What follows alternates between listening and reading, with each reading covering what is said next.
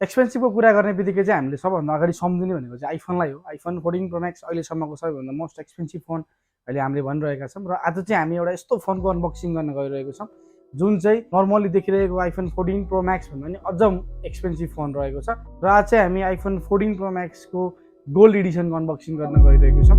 हेरौँ बक्समा हामीले के पाउँछ।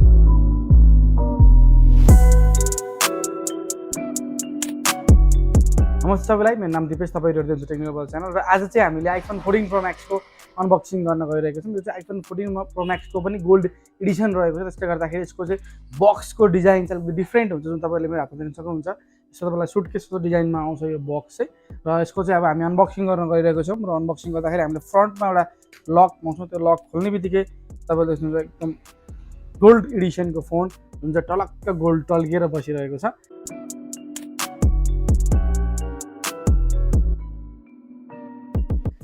फोनको डिजाइन वाइज त हामीले एज नर्मल जुन 14 प्रो म्याक्सको नर्मल डिजाइन जस्तो देख्छौँ, तर यसमा चाहिँ एउटा एक्स्ट्रा भनेको चाहिँ जुन ब्याक साइडमा चाहिँ हाम्रो यो प्लेट चाहिँ गोल्ड प्लेटेड छ। त्यसले गर्दा फेरि 24 क्यारेटको गोल्ड प्लेटेड हो।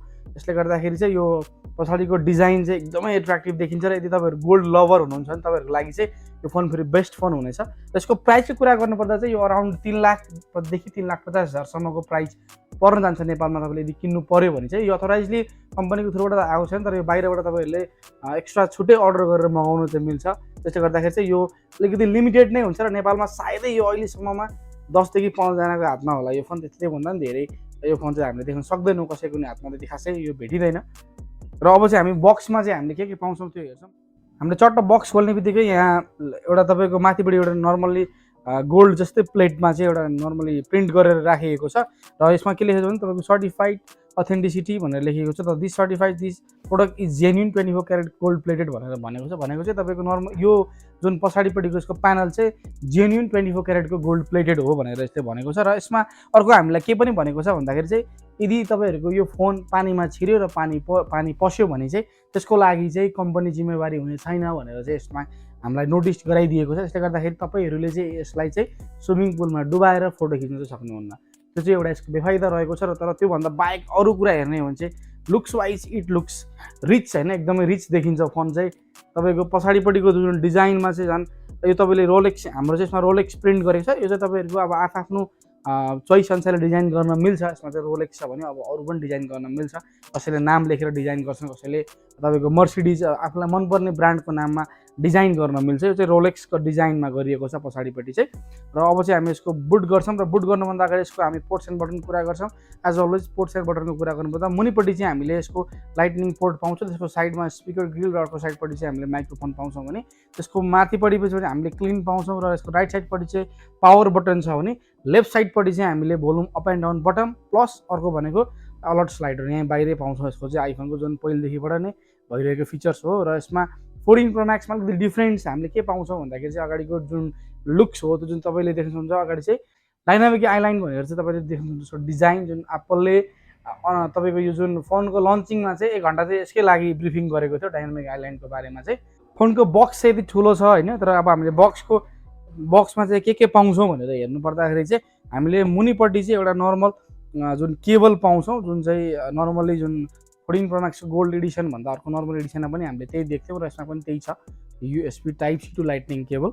र अरू चाहिँ केही पनि छैन, बक्समा त ठुलो हो, होइन, अरू चाहिँ तपाईँहरूले केही पनि पाउनु हुँदैन।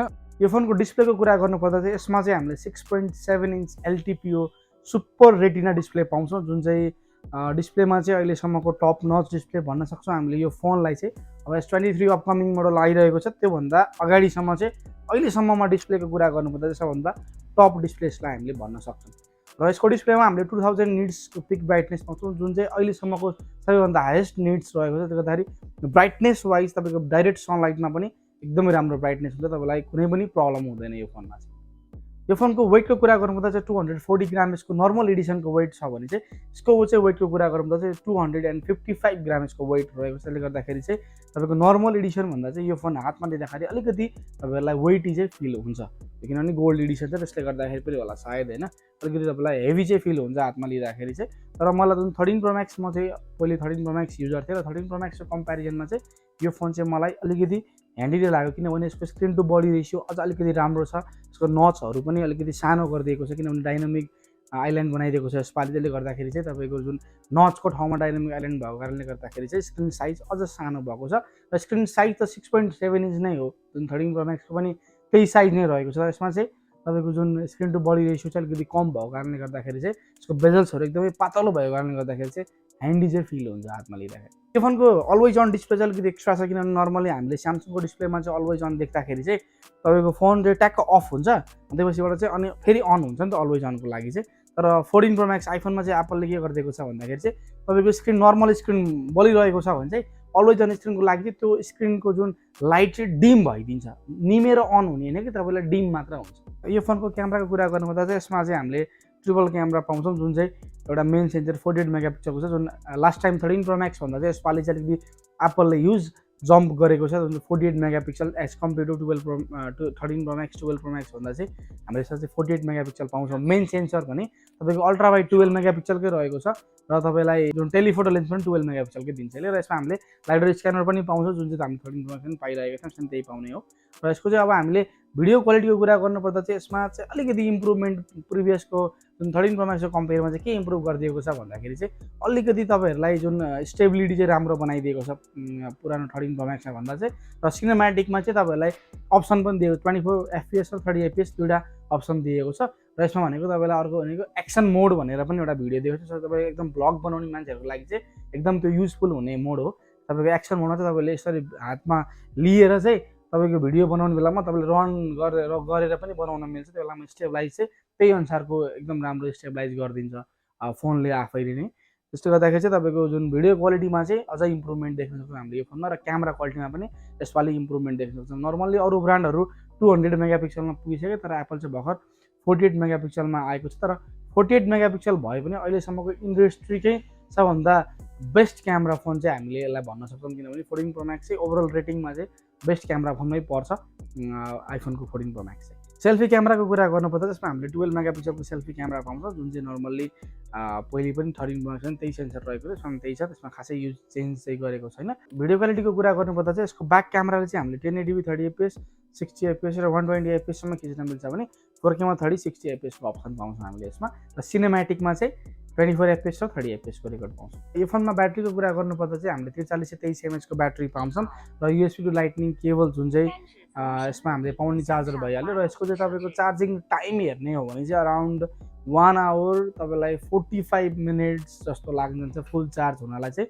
अब एज कम्पेयर टु एन्ड्रोइड यसको तपाईँको चार्जिङ स्पिड चाहिँ एकदमै कम नै लाग्छ तपाईँलाई, तर त्यस्तो धेरै कम पनि छैन। र ब्याट्री ब्याकअपमा चाहिँ एप्पलको जहिले पनि 11 देखि माथिको फोनहरूमा राम्रो नै छ अहिलेसम्मको हेर्ने हो भने चाहिँ, र 14 प्रो म्याक्समा पनि राम्रो नै छ। तर अहिले नर्मल्ली 13 प्रो म्याक्सको कम्पेयरमा चाहिँ जुन नर्मल 14 प्रो म्याक्समा चाहिँ अलिकति ब्याट्री चाहिँ कम टिक्छ भन्ने अब तपाईँको हामीले सुनिरहेका छौँ। र यसमा चाहिँ ब्याट्री लाइफको जुन कुरा गर्नुपर्दा चाहिँ यसमा हामीले पाउने भनेको 6 आवर 34 मिनटको ब्याट्री ब्याकअप पाउँछौँ, जुन चाहिँ राम्रै हो यतिको रेन्जको फोनहरूको लागि चाहिँ। यतिको रेन्जको त के भन्नु, टप रेन्ज अन डिस्प्ले हुँदैन। यो फोनको सेक्युरिटीको सिस्टमको कुरा गर्नुपर्दा चाहिँ यसमा चाहिँ हामीले फ्रन्टमा जुन बायोमेट्रिक सेन्सर पाउँछौँ, जुन चाहिँ एकदमै राम्रो छ। र यसमा अगाडि हामीले 3D फेस अनलक पनि छ, जसले गर्दाखेरि चाहिँ तपाईँको फोनमा जुन राति अँध्यारोमा पनि तपाईँहरूले खोल्न सक्नुहुन्छ। iOS 16 देखि चाहिँ आइफोनले चाहिँ मार्क्स सहित पनि तपाईँहरूले फेस आइडी राखेर खोल्न सक्नुहुन्छ, जुन चाहिँ तपाईँहरूलाई अझ सजिलो दिन्छ र अझ फास्ट पनि बनाइदिन्छ। त्यसले गर्दाखेरि चाहिँ र फेस आइडीको लागि र तपाईँको सेक्युरिटीको लागि त अहिलेसम्म आइफोनको कुनै पनि इस्यु देखिएको छैन अहिलेसम्मको फोनहरू हेर्ने हो भने चाहिँ। 3D फेस अनलक चाहिँ आइफोनले फर्स्ट टाइम ल्याएको थियो, र अहिलेसम्ममा पनि यदि फेस आइडीको कुरा गर्ने हो भने चाहिँ आइफोन अहिले पनि अहिलेसम्म इन्डस्ट्रीको लिडिङ नै ब्रान्ड रहेको छ। आजको चाहिँ हाम्रो अनबक्सिङ भिडियो भएको कारणले गर्दाखेरि चाहिँ यति नै रहेको छ। नर्मल्ली हामीले चाहिँ अनबक्सिङ गरेका हौँ, र प्लस अनबक्सिङ भन्दा पनि हामीले चाहिँ गोल्ड एडिसनको चाहिँ अनबक्सिङ गरेको, र यसमा नर्मल एडिसन र गोल्ड एडिसनको कुरा गर्नुपर्दा चाहिँ त्यही पछाडिपट्टिको प्यानल चाहिँ हामीले जुन गोल्ड एडिसनमा पाउँछौँ, जुन गोल्ड प्लेटेड रहेको छ, त्यही एउटा बेनिफिट हो हाम्रो यसको भने चाहिँ। यसको तपाईँको डिसएडभान्टेज जुन चाहिँ हेर्ने हो भने चाहिँ यसमा चाहिँ हामीले वाटर रेजिस्टेन्स चाहिँ हामीले पाउँदैन, जुन चाहिँ यसको डिसएडभान्टेज रहेको छ गोल्ड एडिसन चलाउने मान्छेको लागि। एउटा त्यो डिसएडभान्टेज भयो भने एडभान्टेजको लागि चाहिँ हामीले ब्याकमा गोल्ड प्लेटेड पाउँछौँ, र तपाईँको फोन चाहिँ अलिकति एक्सपेन्सिभ हुन्छ नर्मल एडिसन भन्दा चाहिँ, तपाईँको 1-1.5 लाख रुपियाँ महँगो पर्न जान्छ यो फोन चाहिँ। आजको अनबक्सिङ चाहिँ यति नै रहेको छ। हाम्रो च्यानल हेर्दै गर्नु होला, हस्, धन्यवाद।